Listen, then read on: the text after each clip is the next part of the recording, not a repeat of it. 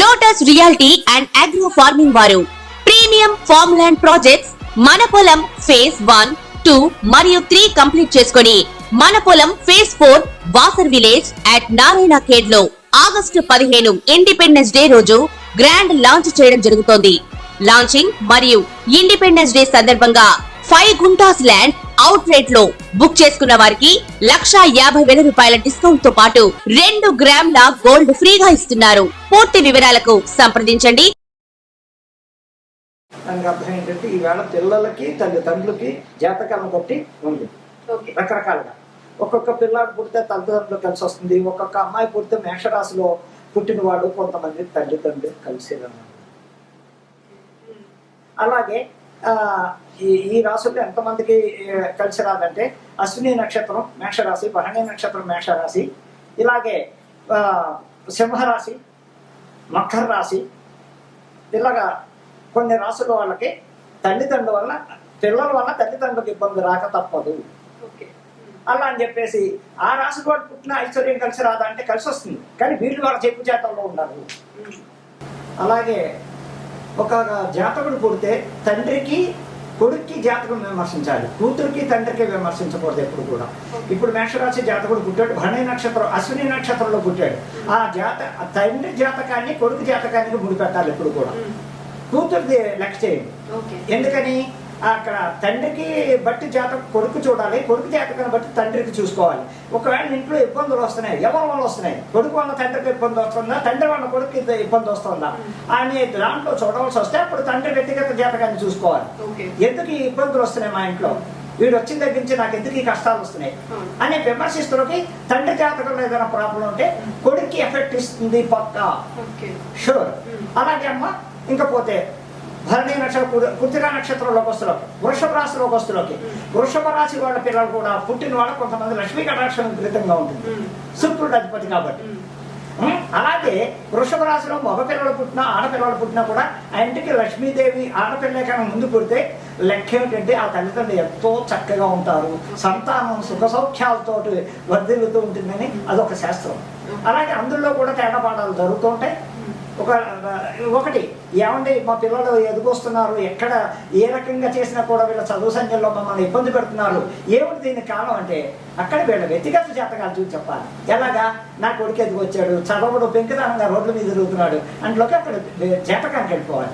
ఆయన పుట్టిన time date of birth చూసి చక్రం చూసి ఏది నడుస్తుంది, శని మహాదశ, రావు మహాదశ, చంద్ర మహాదశ, లేకపోతే శుక్ర మహాదశ, బుధ మహాదశ, ఇన్ని రాశుల్లో ఏ దశల్లో ఈ అబ్బాయికి తల్లిదండ్రులకు ఇబ్బంది పడుతుందంటే 3 వాట్లకి ఇబ్బంది కలుగుతుంది. ఏమిటయ్యా, శని మహాదశలో చాలా ట్రబుల్ పడతారు తల్లిదండ్రుల కొడుకు జాతకాల్లో.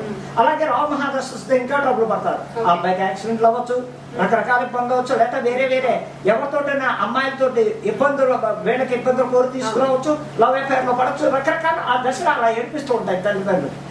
అందువల్ల కూడా తల్లిదండ్రులు క్షోభపడుతూ ఆ అబ్బాయికి తగిన దానికి చేయవలసిన జపాలు కానీ హోమాలు కానీ లేకపోతే తెలిసిన జ్యోతిష్యుల దగ్గరికి వెళ్ళి నా కొడుకు జాతకం ఏంటండి, దాని పరిష్కారం ఏంటి, రెమెడీ అనేది పాయింట్. అలాగే ఇక మిథున రాశి వచ్చేసరికి మిథున రాశి అంటే వృషభ నక్షత్రం అవచ్చు, వనవర్ష నక్షత్రం అవచ్చు, ఆరుద్ర నక్షత్రం అవచ్చు.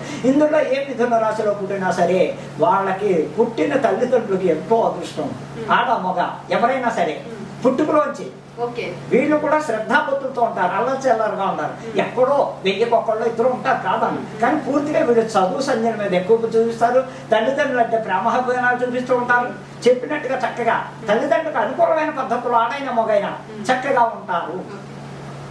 అలాగే కర్కాటక రాశి దగ్గరకు వస్తున్న పెంకితాను, ఆడైనా మొగైనా తల్లిదండ్రుల మాట వినరు. చెట్ట అయితే అమ్మాయి ఇంట్లో చెప్ప చేయకుండా డబ్బులు వాళ్ళు చెప్పకుండా ఇంట్లో పడుకోవడం, రోడ్లు జొలాయిలుగా తిరగడం, అనేక రకాలుగా జరుగుతూ ఉంటాయి. కర్కాటక రాశి వల్ల కూడా తల్లిదండ్రులు విపరీతమైన ట్రబుల్స్ ఉన్నాయి. ఇకపోతే సింహరాశి, సింహరాశి మకా నక్షత్రం 4 పాదాలు, పుబ్బా నక్షత్రం 4 పాదాలు, ఉత్తర 1వ పాదం దాకా కూడా సింహరాశి. కానీ మకా నక్షత్రం సింహరాశికి తేడా, పుబ్బా నక్షత్రానికి తేడాలో మకా నక్షత్రం వాళ్ళు దారి లేదు. అక్కడ చాలా తీర్థలు, చాలా పద్ధతి ఉంటుంది. అదే పుబ్బా నక్షత్రం సింహరాశిలోకి వస్తులోకి చాలా చండాలంగా ఉంటాయి పరిస్థితి. అంటే వాళ్ళ స్వతంత్రమే, ఎదుటి వాళ్ళ తల్లిదండ్రుని పట్టించుకోరు. ఉత్తరా నక్షత్ర సింహరాశి దగ్గరికి వస్తున్న వాళ్ళు కొంచెం పద్ధతి మెయింటైన్ చేస్తారు. అలాగే తల్లిదండ్రులకి ఎవరి వల్లయ్యా ఈ సింహరాశులు అంటే మకా నక్షత్రం సింహరాశి వాళ్ళు కొంచెం అందుబాటులో ఉంటారు, మిగతా వాళ్ళు అంత అందుబాటులో ఉన్నారు అని నేను ఖచ్చితంగా చెప్తున్నా. ఇంకా పోతే సింహం, కన్య రాశిలో కూడా పిల్లలు బుధుడు అధిపతి అయిన వాళ్ళు కూడా చాలా పద్ధతిగా ఉంటారు, చాలా చక్కగా చదువు సంఖ్యలో కానీ అన్నింటిలో వృద్ధిలోకి వస్తుంటారు. మధ్యలో దశలు వల్ల రాహు దశో సింహదశో కుజమహాదశో వచ్చిన వాళ్ళ కొంచెం ఇబ్బందులు పడుతూ ఉంటాడు, కానీ తల్లిదండ్రులకు ప్రాబ్లమ్స్ రావు. ఇంకా తులారాశి వాళ్ళు పిల్లలు ఆడైనా మగైనా ఇంకా అదే ఆడపిల్ల పుడితే ఆ ఇంట్లో భోగభాగ్యాలు, కానీ చిన్నప్పటి నుంచి తల్లిదండ్రులు ఇబ్బందుల్లో ఉంటారు ఆ రాశి వాళ్ళకి.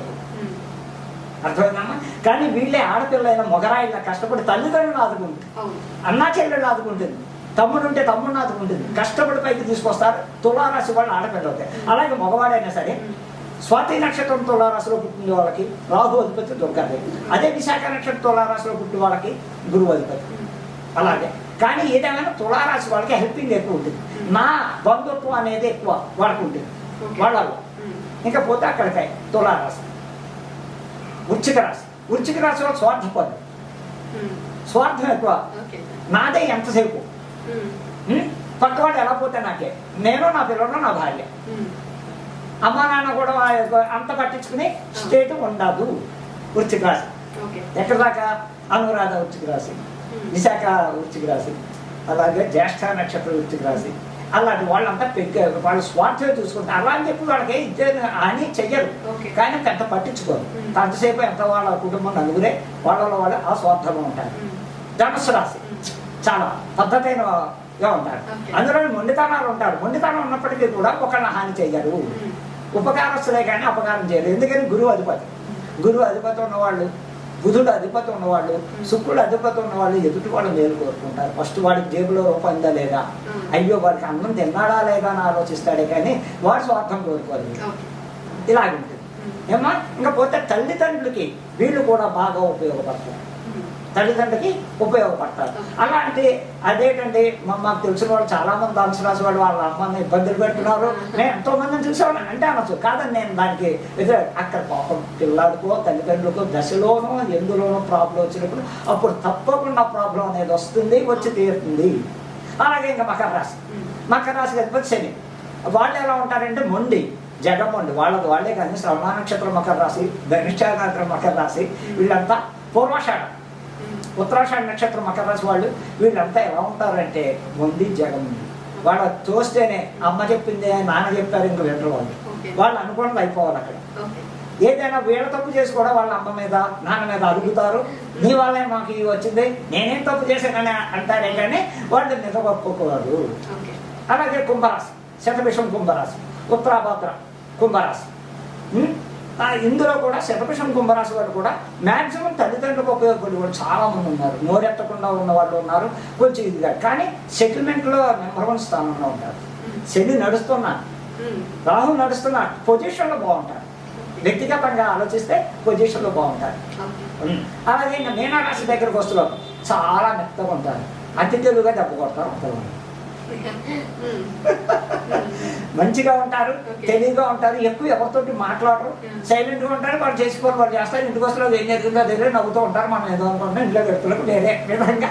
కానీ వాళ్ళ వల్ల కూడా తల్లిదండ్రులకి మంచి జరుగుతుంది కానీ కీడు జరగదు. ఇదా మా 12 రాశుల్లో వచ్చిన తల్లిదండ్రులకి కొన్ని రాశుల వల్ల ప్రాబ్లం, కొన్ని రాశుల వల్ల లాభాలు ఉన్నాయని ఖచ్చితంగా నేను ఛాలెంజ్ చేసి చెప్తాను. కన్య రాశిలో ఉన్న పిల్లలు కూడా బుద్ధిమంతులేనమ్మా, ఎందుకంటే అధిపతి బుద్ధుడు వినాయకుడు, చంచలత్వం ఉండదు, చక్కగా ఉంటుంది వాళ్ళకి, అన్ని విధాల లైఫ్ కూడా సెటిల్మెంట్ చూపిస్తాడు. తల్లిదండ్రులు వీళ్ళని చూసి గర్వపడేలా ఎదుగుతారు, చాలా ఉత్తమమైన పొజిషన్. తల్లిదండ్రులు నా పిల్లలు ఎక్కడికైనా మా నాన్న మా అమ్మ అని వీళ్ళు చెప్పుకుంటారు, వాళ్ళు ఎక్కడికైనా మా పిల్లలు చక్కగా ఉన్నారు, మాకే ఇబ్బంది లేదు అన్న విషయాలు. వాళ్ళకు కూడా బుధుడు అధిపతి, చక్కగా చేసుకోవచ్చు. వినాయకుడిని ఎంత కొలుచుకుంటే అలాగే తల్లిదండ్రులు కూడా ఉపయోగంలో ఉన్న పిల్లలు కూడా చదువులో మంచి స్థానానికి వెళ్తారు.